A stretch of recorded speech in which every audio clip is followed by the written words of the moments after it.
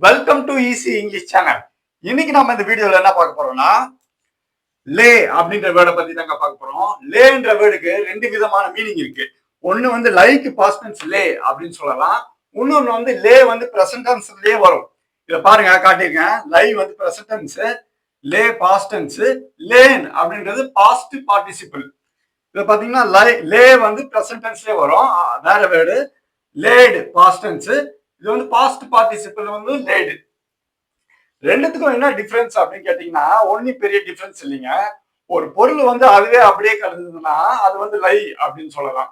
அந்த பொருளை வந்து நீங்களா வச்சீங்கன்னா அதை வந்து லே அப்படின்னு சொல்லலாம். ஒரு உதாரணத்துக்கு pen lies on the table. Pen வந்து அதுவா மேல டேபிள் மேல கிடக்குது, அதனால pen lies on the table அப்படின்னு சொல்லலாம்.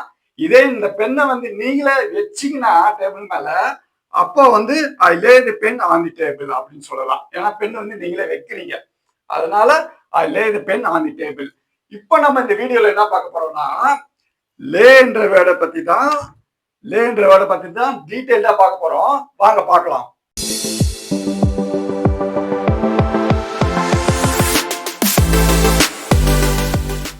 லே அப்படின்னா அது ஒரு வெர்பு. இதுக்கு மீனிங் என்னன்னு கேட்டீங்கன்னா to put something in horizontal position or flat position carefully for a particular purpose. ஒரு பொருளை வந்து கேர்ஃபுல்லா கீழே வைக்கிறது, அதாவது ஹாரிசான்டல் பொசிஷன்லயோ இல்ல பிளாட் பொசிஷன்லயோ கீழே வைக்கிறது. இததான் வந்து லேன்னு சொல்லுவோம். இப்ப நான் என்ன பண்ண போறேன்னா இந்த வேர்டை பேஸ் பண்ணி ஒரு 10 எக்ஸாம்பிள் சென்டென்ஸ் தரேன். அதை பாத்தீங்கன்னா எந்த இடத்துல இந்த வேர்டை யூஸ் பண்ணா அது ஒரு கரெக்டா இருக்கும் அப்படின்ற விஷயம் வந்து உங்களுக்கு புரியும். ஃபர்ஸ்ட் பார்ப்போம். He laid a bedsheet over the sleeping child. தூங்கிட்டு இருக்க குழந்தை மேல அவன் வந்து பெட்ஷீட் போட்டான் அப்படின்னு சொல்றாங்க.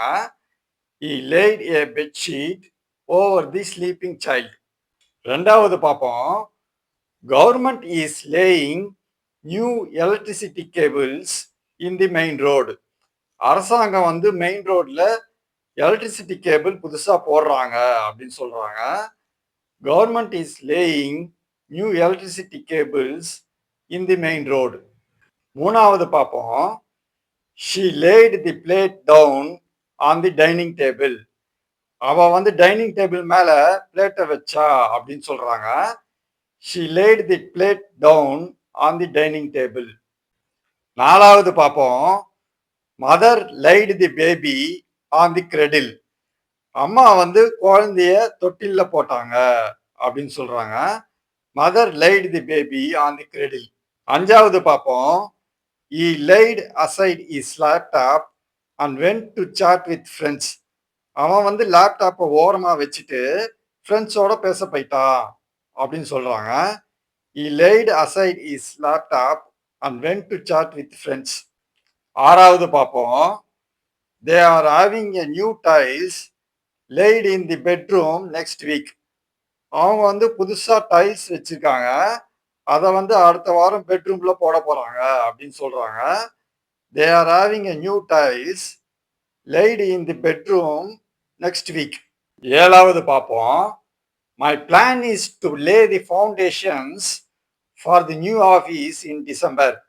என்னோட பிளான் என்னன்னா டிசம்பர்ல புது ஆபீஸ்க்காக கடகால் போட போறேன் அப்படின்னு சொல்றாங்க.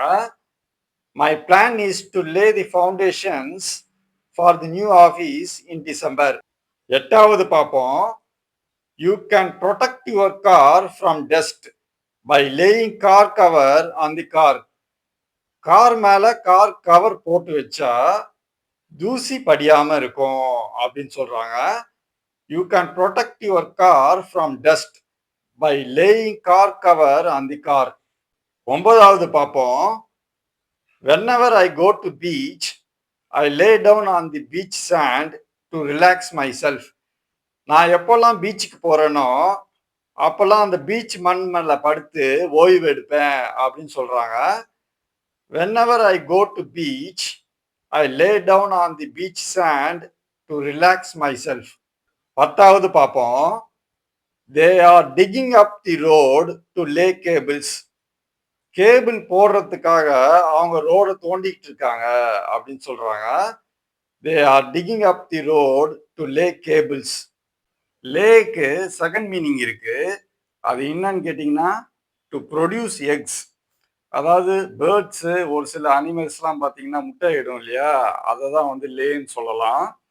இதுக்கு எக்ஸாம்பிள் பார்த்தீங்கன்னா க்ரோஸ் லே எக்ஸ், காக்கா வந்து முட்டை இடும் அப்படின்னு சொல்றாங்க. லேக்கு தேர்ட் மீனிங் இருக்கு. அது என்னன்னு கேட்டீங்கன்னா டு புட், அதாவது போடுறது அப்படின்ற மீனிங் வரும். இதுக்கு எக்ஸாம்பிள் சென்டென்ஸ் பார்த்தீங்கன்னா she laid all the blame on me, அவ வந்து எல்லா பழியும் என் மேல போட்டுட்டா அப்படின்னு சொல்றாங்க. She laid all the blame on me. லேக்கு ஃபோர்த் மீனிங் இருக்கு. அது என்னன்னு கேட்டீங்கன்னா to take risk on money, பண விஷயத்துல ரிஸ்க் எடுக்கிறது, அதாவது பந்தயம் கட்டுறது, பெட்டு வச்சுக்கலாமா அப்படின்னு கேட்குறாங்க இல்லையா, அந்த மீனிங்ல வரும். இதுக்கு எக்ஸாம்பிள் சென்டென்ஸ் பார்த்தீங்கன்னா she won't pass in the exam, I will lay money on it, அவ வந்து எக்ஸாம்ல பாஸ் ஆக மாட்டா, பந்தயம் வச்சுக்கலாமா அப்படின்னு கேட்குறாங்க. She won't pass in the exam, I will lay money on it. லேக்கு அஞ்சாவது மீனிங் இருக்கு. அது என்னன்னு கேட்டீங்கன்னா கெட் லைடு அப்படின்னு ஒரு வேர்டு. இதுக்கு மீனிங் என்னன்னு கேட்டீங்கன்னா to have sex with someone. இதுக்கு எக்ஸாம்பிள் சென்டென்ஸ் பார்த்தீங்கன்னா சோ டிட் டி கெட் லைடு அப்படின்னா என்ன மீனிங் கேட்டீங்கன்னா to find someone to have sex with அப்படின்ற மீனிங் வரும். லேன்ற வேர்டை பேஸ் பண்ணி டெய்லி யூசேஜுக்கு தேவைப்படுற மாதிரி ஒரு 11 எக்ஸாம்பிள் சென்டென்ஸ் தரேன். அதை பாருங்க. அதை பார்த்தீங்கன்னா உங்களுக்கு ரொம்ப யூஸ்ஃபுல்லாக இருக்கும்.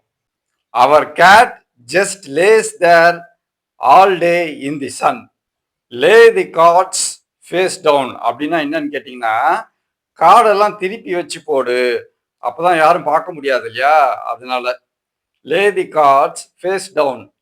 This is not right time to lay the fire, his books lay where he had left them, he lays back on the pillow, can you lay the chairs in circle, she is learning how to lay column, my dog lays stiff and still beside me, they laid down and was asleep immediately, lay aside your mobile and go to bed, several boats lay without anchor in the harbor. லே அப்படின்ற வேர்டை பத்தி பாத்தீங்க, கூடவே example சென்டென்ஸையும் பாத்தீங்க.